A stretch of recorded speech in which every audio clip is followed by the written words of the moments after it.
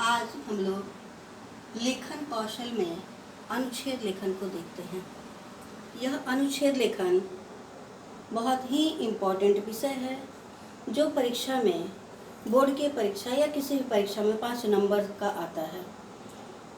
यह 5 नंबर के लिए अगर हम इसके लिखने के सही तरीका को जानें तो हमारे लिए 5 नंबर लाना बहुत आसान हो जाता है। तो इस कौशल के अंदर हम लोग देखते हैं कि ये अनुच्छेद कैसे लिखा जाता है। प्रायः बच्चे जानते हैं लेकिन कहीं ना कहीं कुछ गलती कर जाते हैं जिस कारण उनके नंबर कम आ जाते हैं। तो आइए हम लोग देखते हैं क्या क्या हमें जानकारी चाहिए जिससे कि हमारा अनुच्छेद सही हो। सर्वप्रथम देखते हैं कि अनुच्छेद निबंध का संक्षिप्त रूप होता है, अर्थात आप सभी निबंध लिखना जानते हो। निबंध क्या है? निबंध बहुत बड़ा रूप है जो 3 पेज, 4 पेज, 250, 1500, 800, 1000 शब्दों में लिखा जाता है। उसमें लिखने की पूरी छूट होती है। तो वही निबंध का, यानी मान लीजिए कि आपके 2000 शब्द हैं और उन शब्दों के रूप को कह दे कि इसे अनुच्छेद के रूप में लिखें तो काफ़ी मुश्किल होगा कि 4 पेज को हम कैसे अनुच्छेद करें। अनुच्छेद की शब्दों की सीमा होती है। इस सीमा के अंदर में 80 से 100 शब्दों में लिखना होता है कि एक विषय दिया हुआ होता है, उस विषय पर 80 से 100 शब्दों में इसे पूरा करना होता है, तो उसे अनुच्छेद कहते हैं। यानी निबंध का छोटा रूप जो होता है वह अनुच्छेद कहलाता है। तो अनुच्छेद लिखते समय हमें कुछ बातों को बिल्कुल ध्यान में रखना चाहिए। वो क्या मुख्य बातें हैं जिसे हम ध्यान में रखें? तो आइए हम लोग देखते हैं।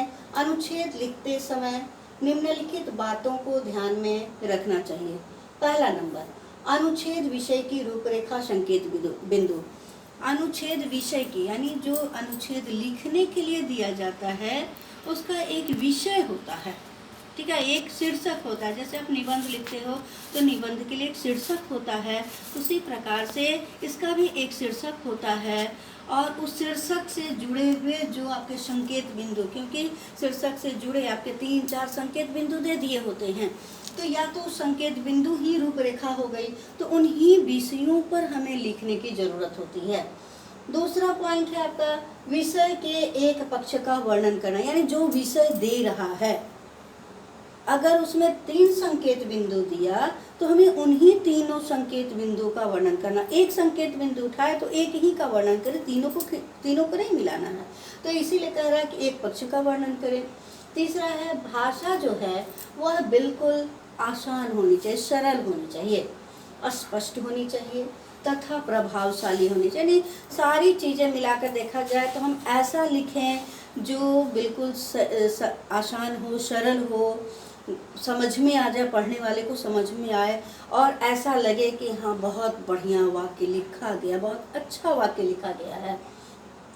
चौथा पॉइंट है एक ही बात को बार बार ना दोहराएं। ये प्रायः बच्चे कमी करते हैं, गलतियां करते हैं कि वे एक ही विषय को उठाते हैं और बार बार कुछ शब्दों को बदल करके लिखते हैं।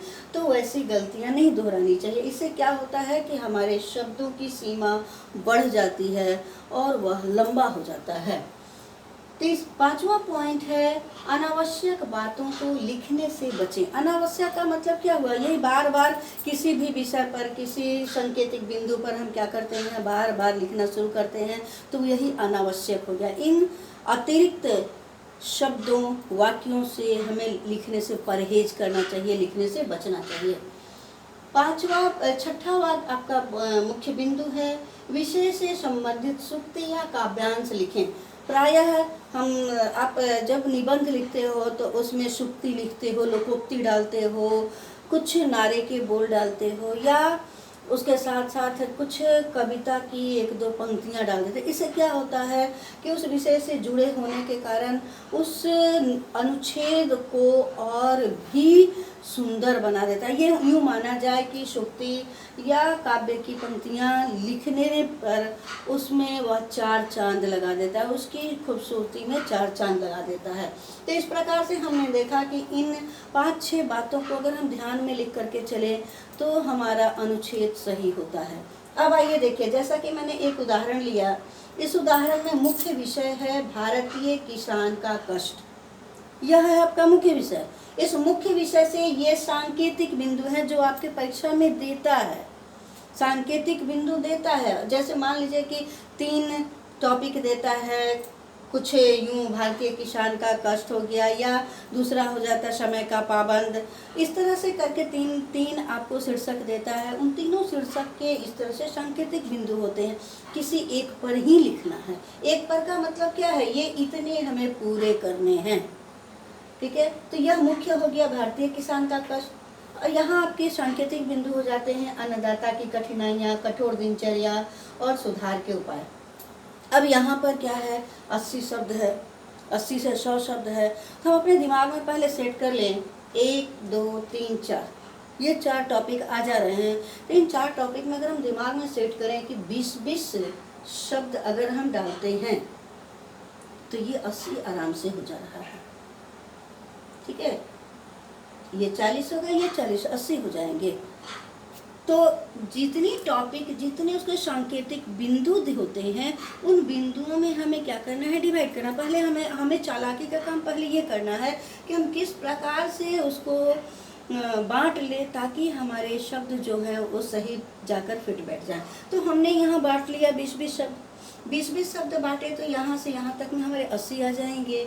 तो सर्वप्रथम हमें लिखना क्या है, तो भारतीय किसान का कष्ट। तो सर्वप्रथम जब हम प्रारंभ करते हैं तो भारतीय किसान में हम सर्वप्रथम शुरुआत अच्छी होनी चाहिए। तो शुरुआत अच्छे के लिए हम लिख सकते हैं कि भारतीय किसान हमारे समाज के रीढ़ की हड्डी हैं, या हमारे देश की रीढ़ की हड्डी हैं, जो हमारे देश की आर्थिक स्थिति को मजबूत बनाती है। यहाँ के लगभग 80% जनता कृषि पर आश्रित होते हैं।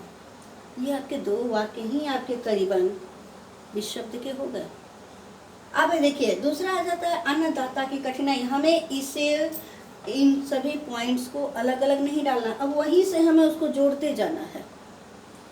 किसानों के यानी अन्नदाता की कठिनाई, अन्नदाता कौन है, किसान है। तो किसान की क्या क्या कठिनाइयाँ आती है, तो दिमाग में पहले समझिए क्या क्या कठिनाइयाँ। सर्वप्रथम वो प्रकृति पर, बारिश पर आश्रित हो जाते हैं, उन्हें बीज वगैरह नहीं मिल पाता है। और तीसरा पॉइंट हो जाता है आपको कि उनके जो फसल होते हैं वो समय पर उचित दामों में बिक्री नहीं होते हैं, ये उनकी कठिनाइयाँ होती है। ये 3 पॉइंट आपके दिमाग में है, तो तीनों पॉइंट को एक साथ में मिलाइए और 1-2 वाक्य बना लीजिए। तो ये हो जाता है भारतीय किसान की कठिनाइयाँ। दूसरा है कठोर दिनचर्या। कठोर दिनचर्या में आप फिर दिमाग में डालिए कि उनकी दिनचर्या क्या होती है। वो सुबह सुबह उठते हैं, भागते हैं खेत पर, पहला पॉइंट, यानी उनके सुबह जो होती है वो खेत खलिहान में ही होती है। इसी में आपको दूसरा हो गया कि उनके लिए सर्दी गर्मी बरसात का कोई महत्व नहीं, अर्थात किसान सुबह उठ करके खेतों में भागते हैं, उनके लिए फसल ही महत्वपूर्ण होता है। जाड़ा गर्मी बरसात का उनके ऊपर कोई असर नहीं होता है, और उन प्रतिदिन वे अपने फसल की हानि को लेकर जीवन को प्रतिदिन जीते रहते हैं कि कहीं उन्हें अपने फसल से हानि ना हो जाए। यही उनकी दिनचर्या है। सुधार के उपाय, सुधार में अब क्या होगा, किसानों को बीज मुहैया कराया जाए, पानी सिंचाई का साधन मुहैया कराया जाए, और उनके फसल को सही मुआवजे पर बिक्री करवाया जाए। तो इस प्रकार से हमारे दिमाग में जो बातें आई ये सारे चीज़ आपके दिमाग में एक खाका बन गया, एक रेखा चित्र बन गया। अब उन रेखा चित्रों को क्या करना, मिला देना है और मिला करके लिख देना है। तो ये हमारा हो जाता है भारतीय किसान का कष्ट। एक आपका एक अनुच्छेद तैयार हो जाता है। वहीं अगर आपको और अच्छा उसको सुदृढ़ बनाना है और अच्छा बनाना है तो वहाँ आप किसान के लिए कुछ सुक्ति डाल सकते हैं, कुछ कविता की पंक्तियाँ डाल सकते हैं, जय जवान जय किसान डाल सकते हैं।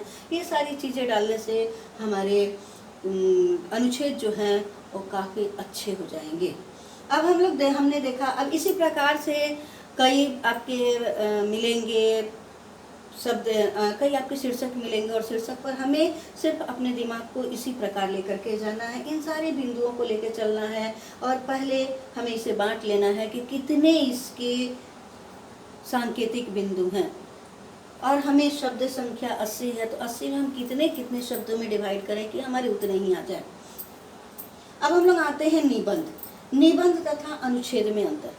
ठीक है, निबंध क्या है? अनुच्छेद तो छोटा रूप मैंने बताया। निबंध क्या है? तो निबंध निह तथा बंध शब्द के मिलने से बना है। निह और बंध, बंध का मतलब बनना और निह का मतलब क्या है? मुक्त। ठीक है, यानी बंधन रहित, बंधन से मुक्त। तो जिसका अर्थ होता है बंधन से मुक्त, यानी निबंध, यह अनुच्छेद जो है वह बंधन में है, वह एक दायरे में है कि उसे उतना ही में लिखना है, उसके जो पॉइंट्स दिए हैं उसे ही हमें उतना ही में लिखना है, लेकिन इसके कोई भी बंधन नहीं होते हैं, यह स्वतंत्र रूप से हम लिखते हैं। इसको लिखने में हम कहीं पैराग्राफ चेंज नहीं करते हैं। एक बार जो हम यहाँ से लिखना शुरू करें वो अंत हमारा यहीं आता है, बीच में पैराग्राफ नहीं चेंज करेंगे। लेकिन निबंध में हम जगह जगह क्या करेंगे, उसके जैसे मान लीजिए कि भारतीय किसान का कष्ट एक निबंध का ये है, तो हम पहले भारतीय किसान का परिचय देंगे, तो परिचय को अंडरलाइन करेंगे, फिर भारतीय किसान का परिचय देंगे, फिर उसकी कष्ट को या उन्हें क्या कष्ट है तो उस कष्ट को देंगे, उसके कारण को देंगे, निवारण देंगे। इस तरह से हम सारे पॉइंट्स को क्या करते हैं, अंडरलाइन कर करके और बहुत ही अच्छे तरह से उदाहरण दे दे करके हमें समझाने की छूट होती है। इसलिए इसकी निबंध की संख्या, शब्दों की संख्या ज़्यादा होती है और आपके अनुच्छेद के शब्दों की संख्या कम होती है। अनुच्छेद को इंग्लिश में पैराग्राफ राइटिंग कहते हैं और निबंध को इंग्लिश में ऐसे कहते हैं। ऐसे का शॉर्ट रूप जो होता है वह पैराग्राफ राइटिंग होता है। ठीक है, तो अब हम लोगों ने देखा कि निबंध क्या है और अनुच्छेद क्या है। निबंध में बार बार आप पैरा चेंज कर सकते हैं, अनुच्छेद में पैरा नहीं चेंज करेंगे और उसके दिए हुए विषयों को अपने दिमाग में संजो कर विचार करके और तब हमारे कलम क्या होंगे, लिखने के लिए आगे बढ़ेंगे। धन्यवाद।